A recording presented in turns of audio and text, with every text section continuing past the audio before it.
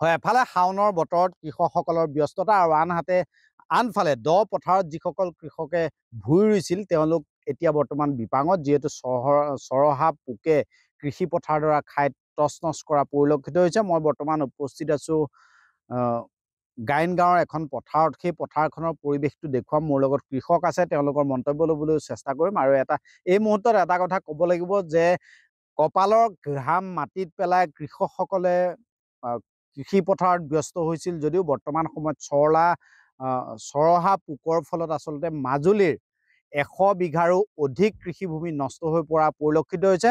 মই সেই পৰিৱেশটো দেখুৱাবলৈ চেষ্টা কৰিম। এই মুহূৰ্তত ক'ব লাগিব যে দুখে কুলাই পাচিৰে নধৰা হৈছে মাজুলীৰ একাংশ কৃষকৰ।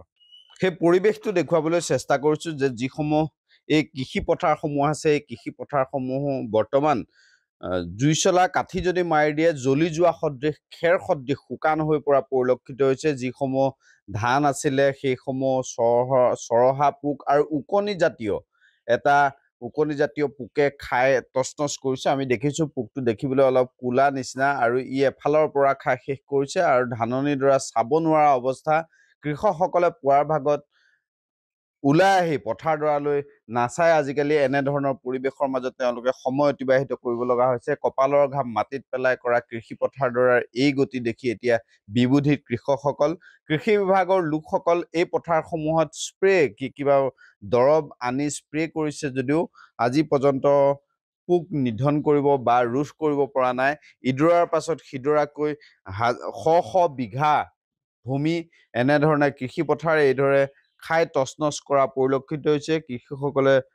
কৃষকসকলে দুখেৰে সময় অতিবাহিত কৰিব লগা হৈছে, যিহেতু তেওঁলোকে এই যিবিলাক কৃষি পথাৰ আছে এই কৃষি পথাৰ সমূহৰ ওপৰতে নিৰ্ভৰ কৰি ঘৰখন চলে। ইয়াৰ পৰা ঘৰৰ যিসকল লোক সেইসকলে আহাৰ গ্ৰহণ কৰাৰ সমান্তৰালকৈ ইয়াৰ পৰা হোৱা ধান দুই এটা বিকি তেওঁলোকে পৰিয়ালটোৰ আনুষাংগিক যিসমূহ খৰচ সেই খৰচসমূহ উলিয়ায়। কিন্তু বৰ্তমান সময়ত ৰোৱা এটা মাহ হোৱাই নাই, বৰ্তমান শাওনৰ বতৰ। এফালে বহু কৃষকে বাম মাটিসমূহত ৰোৱাত ব্যস্ত হৈ থকা পৰিলক্ষিত হৈছে যদিও চানেকীয়া মাটিসমূহত ৰুই শেষ কৰাৰ পাছত বৰ্তমান সময়ত এই ধৰণে চৰহা পোকে খাই তছনছ কৰিলে। আমাৰ লগত কৃষক আছে, ভুক্তভোগী কৃষক আছে, আমি তেওঁলোকৰ মন্তব্য ল'বলৈ চেষ্টা কৰিম। প্ৰথম জুই মানে মোক ডালৈ কাটি পেলাও, একদম পানী খাজে কাটি দিম বুলিয়ে ভাবিছিলোঁ। খালি কাটিলেও এটা কথা আপোনাৰ সেই পানী খাজলৈকে গেলি গুচি যায় নহয়। এতিয়া সেইটো ব্যৱস্থা কৰিবলৈ কি উপায় আছে? কৰিবলৈ উপায় একোৱে পোৱা নাই। 9 বিঘা মাটি খেতি কৰিছিলোঁ মই, এইবাৰ ৰুইছিলোঁ, 12 সিজা নাছিলোঁ। কিন্তু চব এনেকৈ আপুনি সেই পোষ্টটো দেখিছে নাই? এই তাৰপৰা এই গোটেই মাটি এইটো দেখিছে নাই? এই গোটেই ৰোৱা তেনেকুৱাই হৈ আছে। এতিয়া ৰাতিপুৱা শুই উঠি চাবলৈও মন নোযোৱা হৈছে পথাৰলৈ। মই কেলা জুই লগাই দিবলৈ এইটো যেনিবা দাই ইমানটা কাটিয়ে পেলালোঁ। এই দায়ে কাটি পেলালোঁ, এইটো এগোচা ৰোৱা কি হ'ব বাৰু? এগোচা দেখোন গোটেই গেলিয়ে গ'ল তললৈকে। কি ব্যৱস্থা কৰিলে হ'ব বাৰু? যদি আপোনালোকে পায় কিবা অকণ সহায় কৰিলে। আমাৰ মানে এনেকুৱা, আজি নিমখ অনা ধান অৱস্থা লৈ গ'লে আমাক কাঠ নহ'লে হেৰি নিদিয়ে। চৰকাৰৰ ফালৰ পৰা 2100 টকা দিছিলে, আমাক 800 টকাত ধান বিকি দিছোঁ মই। ফুলনিলৈ নিবলৈ এটা কাঠ ল'ব লাগিব। কাঠটো উলিয়াবলৈ আপুনি প্ৰায় 400মান টকা খৰচ কৰিব লাগিব।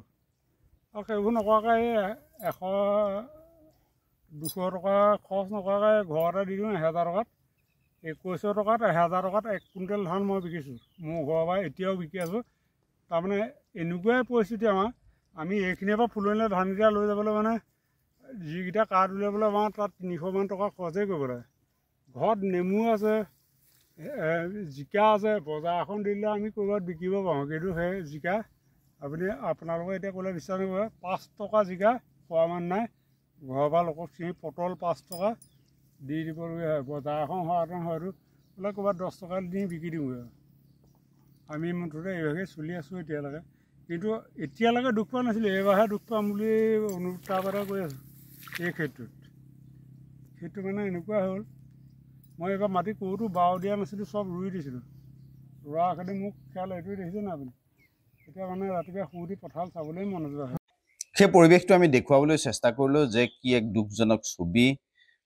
বৰ্তমান সময়ত কৃষকসকলৰ হাঁহ সমূহৰ মাজত সময় অতিবাহিত কৰিব লগা হৈছে। যে যিসকল কৃষক বৰ্তমান সময়ত এই ধৰণে চৰহা পোকৰ ফলত আচলতে মূৰে কপালে হাত দিব লগা অৱস্থা হৈছে, তেওঁলোকক চৰকাৰৰ যিটো ব্যাগুম কৃষি বিভাগ, সেই কৃষি বিভাগটোৱে ক্ষতিপূৰণ দিয়াৰ ব্যৱস্থা কৰক, অন্যথা এই বছৰ এইসকল কৃষকে পেটত গামোচা বান্ধি দিন অতিবাহিত কৰিব লাগিব।